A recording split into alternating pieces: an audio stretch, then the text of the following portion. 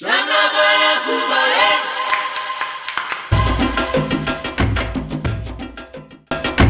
this brings us to the classic Maya.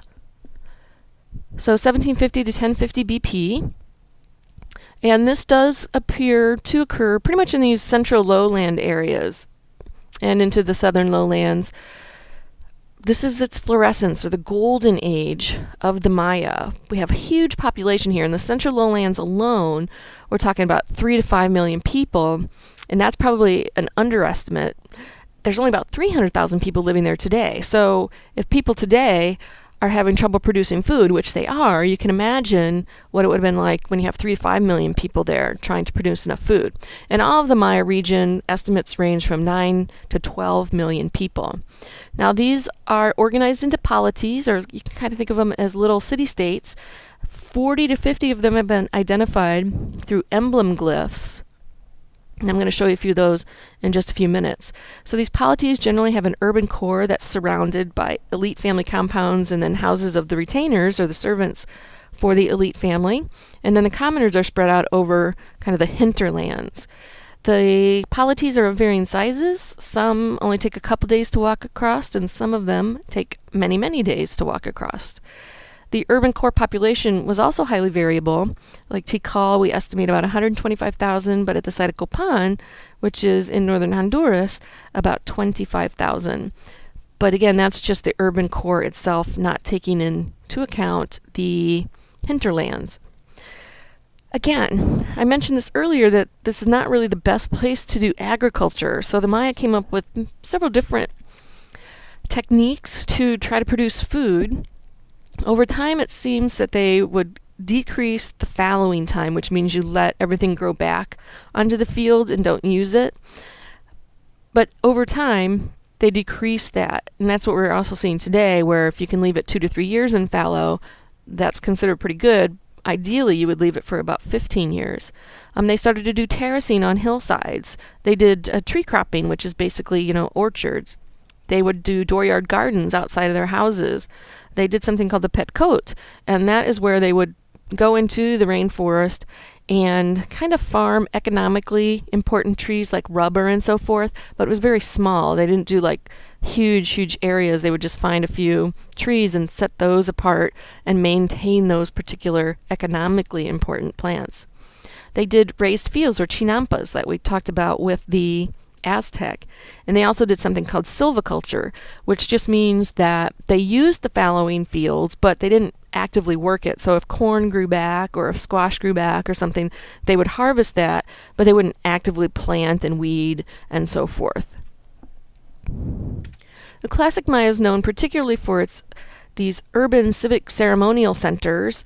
One of the most well-known is Tikal. If you ever get to Guatemala, I highly recommend that you check this site out. This is the Great Jaguar Pyramid. And you can get an idea of its height here by the people down here at the bottom. Calakmul, Palenque, Copan.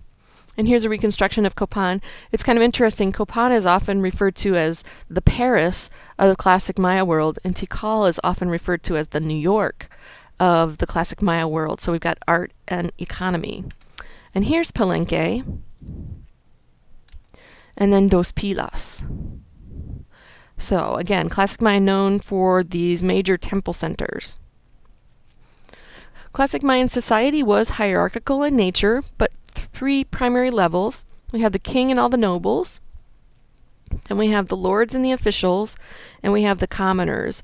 Now the kings, I meant to put this glyph in here, it's called the Ahau, and the king was responsible for maintaining the cosmos, and they were generally associated with the deity.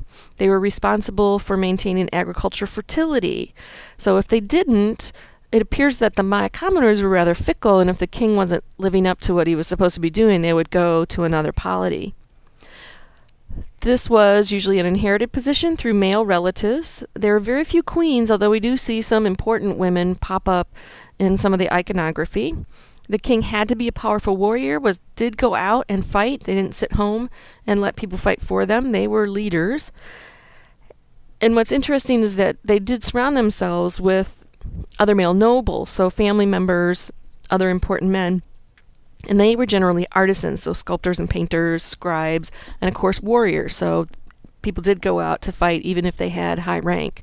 Like the lords and the officials are sometimes called sahal, so they're like a subordinate ruler. And that particular position could be bestowed by the king or it could be inherited. Sahals attended court. They did various government and ritual functions. They like collecting taxes, and again, they were also expected to go to war. And then the commoners were generally the farmers, and that made up about 80% of the population, estimated. It does appear during this classic Maya period that there's endemic warfare, and it escalates over time. It seems to be that when it first kind of emerged, it was more ritualized, a way to gain prestige and slaves, and not necessarily for territory. Royals were often captured for sacrificial purposes, and we can see that in some of the art here. And we have individuals dressed in jaguar skins, always a really good indication that they're noble and royal. And here you can see some of the emblem glyphs from the various sites. So Calakmul up here at the top, some sites we haven't talked about, Piedras Negras, El Peru, Tikal, Naranjo, Caracol, and Dos Pilas here, Palenque, their emblem glyph here. Through the appearance of emblem glyphs at different sites, we can track the interaction of various sites. And through the distribution and, of course, the interpretation of the hieroglyphs, we know that Tikal and Calakmul were constantly kind of fighting one another. Dos Pilas was established, you can see the two emblem glyphs are the same, which tells us that Dos Pilas was probably established by some people of the noble family at Tikal because they kept that emblem glyph. So interesting political interactions, but we can trace this by using those emblem glyphs. It's interesting, around 1388, there is kind of a hiatus in the classic Maya society, and this coincides with the withdrawal of Teotihuacan. Their influence kind of goes away because they're having troubles of their own back home, and this really seems to cause kind of an uproar in the royal lineages. At Tikal itself, it's defeated by Calakmul, and we really don't see anybody emerge as a leader for about 100 years, so there's kind of a power vacuum there. After this period, we start to see a different kind of warfare, where it is about territory expansion, controlling resources, and we do start to see more mass killings, and not just kind of capturing people for sacrifice later. So it was gaining personal power. Again, we see large movements of the population, so you go to who's ever the strongest king, hopefully have a lesser chance of being killed. But during all of this incredible warfare, we find amazingly beautiful art. We have bark paper manuscripts. Unfortunately, most of these were burned by the Spanish when they arrived, the Spanish friars, I should say, trying to get rid of any kind of text and history of the Maya people. We have beautiful jade work and also serpentine. Fantastic pottery. We have carved altars in stela. This is at a site called Ceibal, and you can actually see a little monkey face in that particular stela.